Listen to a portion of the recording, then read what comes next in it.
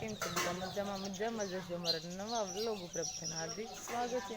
અત્યારે જો બધું કામકાજ પૂરું કરી નાખ્યું છે અને આપણે જો ચીરાઈ લીધું છે ને હવે જો વાડીએ જવાનો ટાઈમ થઈ ગયો છે।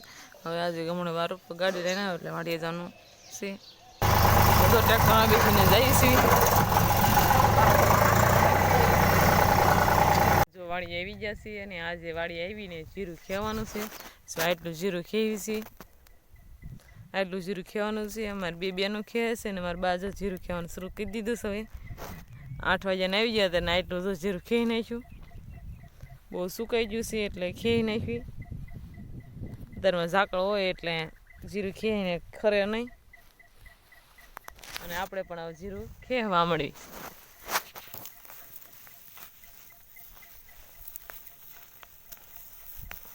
બહુ સુકાઈ ગયું એટલે ખેર નહીં। બપોર થઈ જશે અને જો વાડીએ ભાત આવી ગયું છે। આજે ભાતમાં છે સોળીનું શાક છે, સરસ મજાનું સાઈઝ છે ઠંડી અને ઘઉંની રોટલી છે, મરચાં છે અને જો લીલી ડુંગળી છે અને બધા જો બપોરા કરવા બેસી જશે અને આપણે પણ બપોરા કરી લઈએ। 3 વાગી જશે અને જો આપણે ચા પીને હવે જો જીરું ખેવાનું છે તો જીરું ખેવા આવી છે। આમ પાછળ આવે છે જીરું જો સુકાઈ ગયું છે, ક્યાંક ક્યાંક લીલા છોડવા છે। આપણે એમ થઈ કે બધું સુકાઈ ગયું પણ ક્યાંક ક્યાંક લીલા છોડવા છે અને જો પવનનું ન ઉડે એટલે આપણે આ બુંગિયા બાંધી દીધા છે। પવન આવે એટલે બહુ ઉડે જીરું એટલે અત્યારે બાંધી બુંગિયા અને ઘઉં પણ જો પાકવા આવી જશે। હજુ જીરું ખેવાનું શરૂ થઈ ગયું છે। આપણે પણ ખેવા મળી જીરું।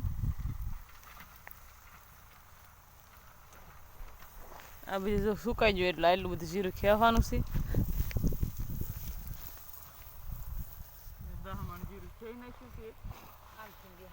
જો દી આથમી ગયો છે અને હવે જો ઘરે જવાનો ટાઈમ થઈ ગયો છે અને હવે જો આપણે તો ઘરે જઈએ છીએ। બધા જો જીરું ખેવા છે જે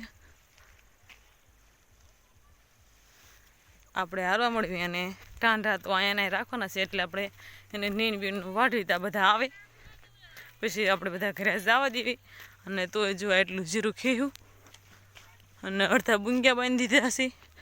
જો વાળો તૈયાર થઈ ગઈ છે અને હવે જો વાળો કરવા પણ બેસી ગયા છે। આજે વાળોમાં છે ઘઉંની રોટલી છે, કળીનું શાક છે, દૂધ છે અને જો આમાં ચા છે।